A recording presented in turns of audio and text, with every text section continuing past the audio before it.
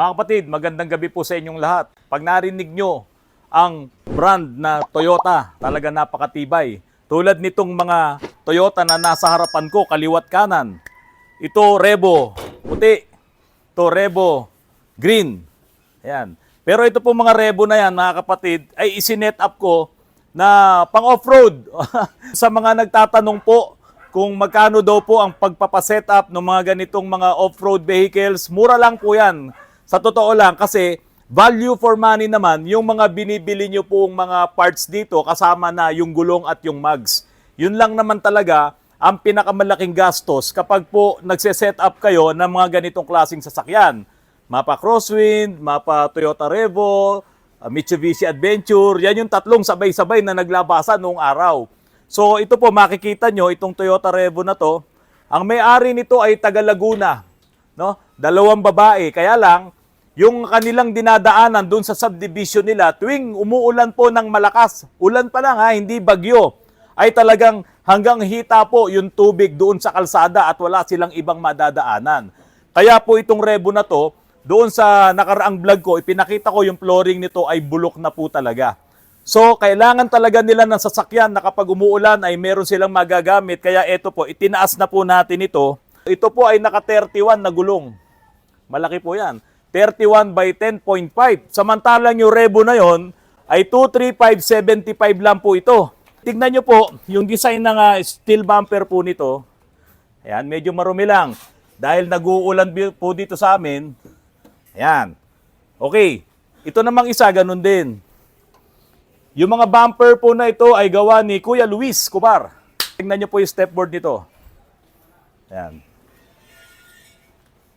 Yung bungad na sentence ko dito sa aking vlog na ito, ang sinabi ko kapag ka narinig nyo yung Toyota, matibay, pero parang medyo nagkaroon nyo ng konting problema.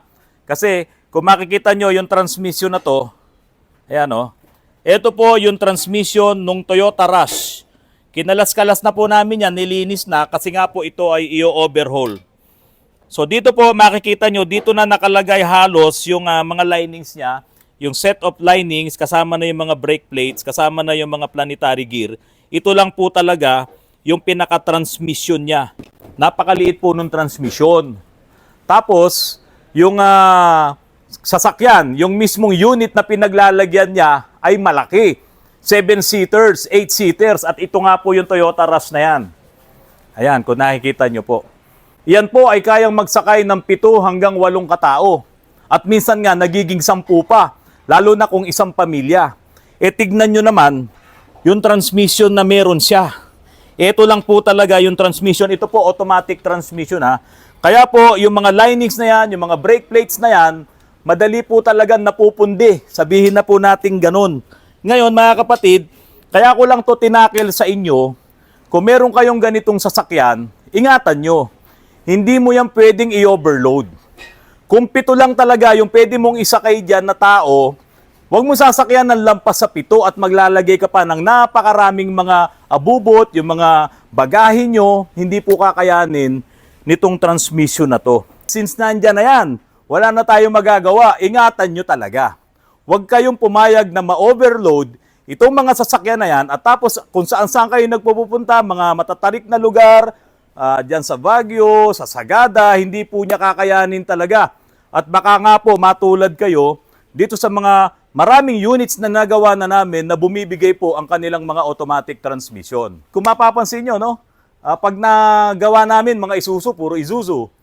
Pagka naman Mitsubishi, puro Mitsubishi. Ito, puro Toyota naman yan. Nandito po yung Toyota Fortuner. 2 Innova yan. Hanggang doon, meron pa po sa lifter. Tapos 2 Revo. Tapos sa likod ng aking camera woman ay meron Toyota Corona. Ngayon, ito po ang ipapakita ko sa inyo. Tapos na po namin yung Minarder na AUV. Nagawa na namin, ito ay double wishbone suspension na dito sa harap at yung likod niya ay ganun pa rin, yung stock. Ngayon mga kapatid, naka-rack and pinion na rin po siya. Ayan, kung mapapansin nyo. Ito ay i-undercoat na lang. Yung rack and pinion po nito, brand new po yan. Mitsubishi Montero ang ginagamit kong rack and pinion. Kasi dati, ang ginagamit ko po ay yung rack and pinion ng D-Max para wala sanang ibang modelo ng parts na ilalagay dito sa mga kino-convert kong rack and pinion. Kaya lang, sa hindi ko maintindihang mga bagay, bakit itong mga rack and pinion ng D-Max ay wala pong mabibiling repair kit? Kasi po, may nagpagawa po sa aking mga D-Max dito, si Rayo Rack and Pinion. Naku po, talagang palit kami ng rack and pinion dahil wala nga pong repair kit. So mula nun, ay hindi na po ako naglalagay ng rack and pinion ng Isuzu D-Max at ang inilalagay ko na nga po sa mga kino-convert ko na mga crosswind na nilalagyan ko ng rack and pinion ay ito na pong rack and pinion ng Mitsubishi Montero brand new. Mga kapatid, hindi po ako gumawa ng bumper na to Hindi po akin yan. Ito po ay ginawa na ng iba na itinuloy ko na lang na ayusin yung kanilang pagse-setup. Sinetup ko na po ito ng panibago.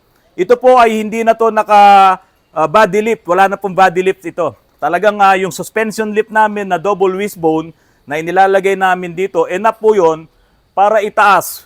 Ito pong unit na to. Kung gusto mo, 12 inches na lift, kayang-kaya po nun. Kaya lang ito, hindi namin sinagad. Ito po ay almost 10 inches lang po yung lift po dito.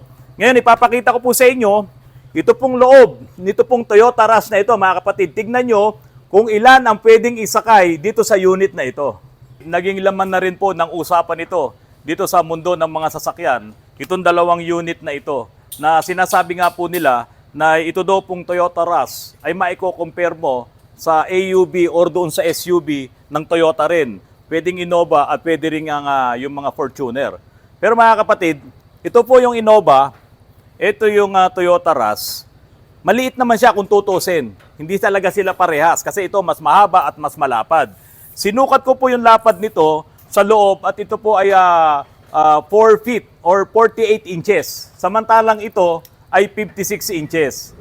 So ganun po yung lapad niya. Ngayon, tignan nyo rin po itong loob. Ayan. Kita ba doon, ano? So 3 rows din siya mula dito sa driver's seat. Tapos ito yung gitna hanggang doon sa likod. So ang pagkakaiba lang nito sa Toyota Innova, mas malapad po itong Toyota Innova. Almost ito nga po ay 56 inches. Samantalang yung Toyota Rush ay 48 inches. So ayan. So ito rin po yung ano niya.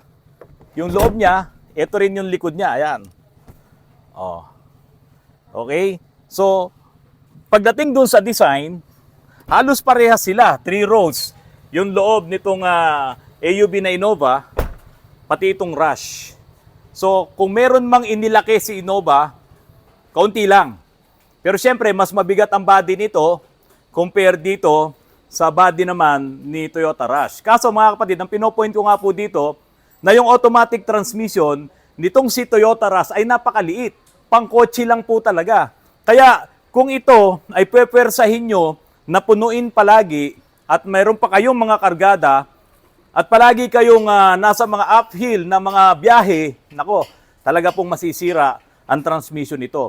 Ipapakita ko po sa inyo kung ano ang laman loob ngayon ng transmission nitong Toyota Rush. Ito po yung laman loob ng transmission ng Toyota Rush. Ganito rin naman yung laman loob ng mga Toyota Avanza. Kasi ito ay may kasunod pang Toyota Avanza na naghihintay. Inuna lang natin yung isa. So ito po yung pinaka-body naman ng transmission ng kay Rush. Ito lang po talaga yung portion ng transmission. Ayan, pakita ko po sa inyo Ayan. So ito po yung valve body at dito na nakakabit ito ng mga linings na to. Ayan, yan lang po. Kakaunti lang talaga, maliit lang po talaga.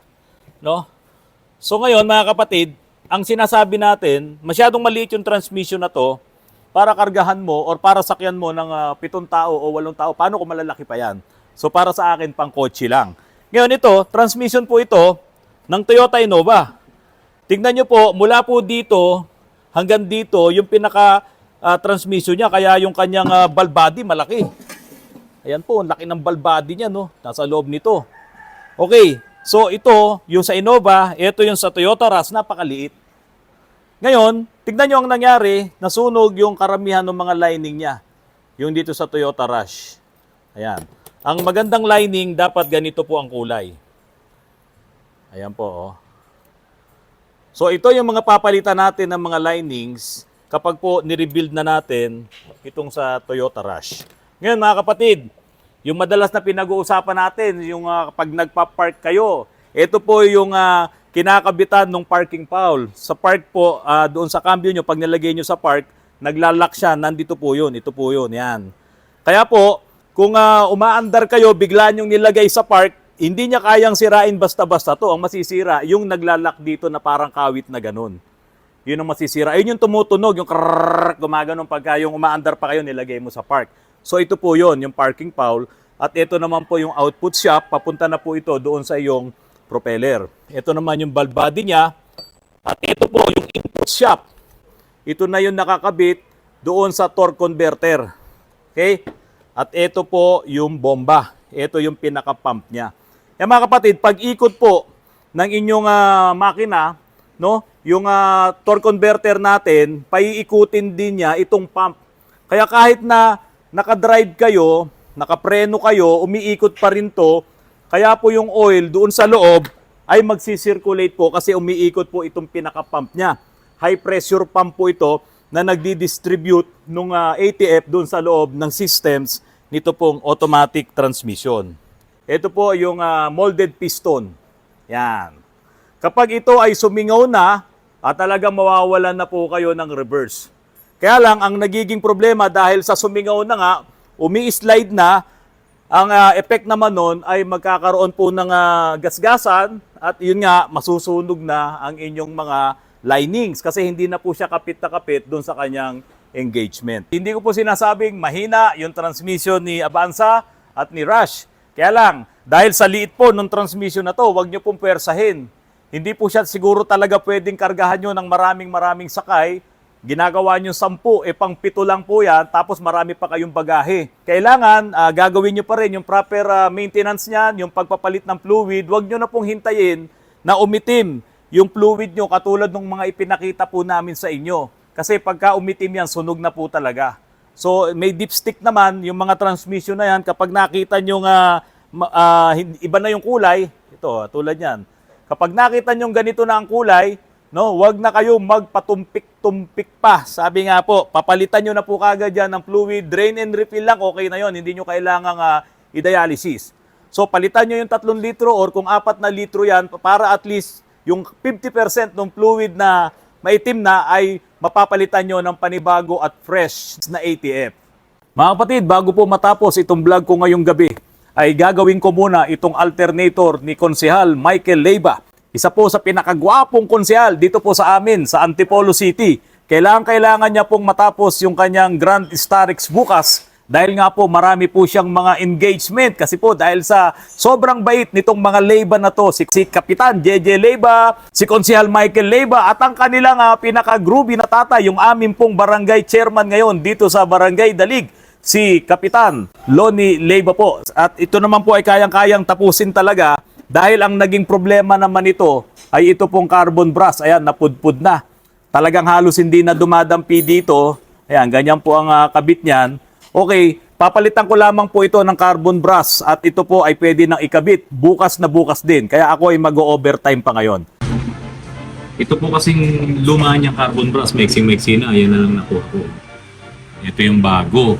Yan lang, yung bago kasi mas makapal kasi hindi naman to para sa Starex talaga. So niliha ko na lang, kaya may liha po. So ipapasok ko dito at hihinang na po natin. Yan na.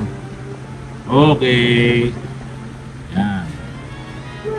Tapos hihinangan na lang to na. Yun.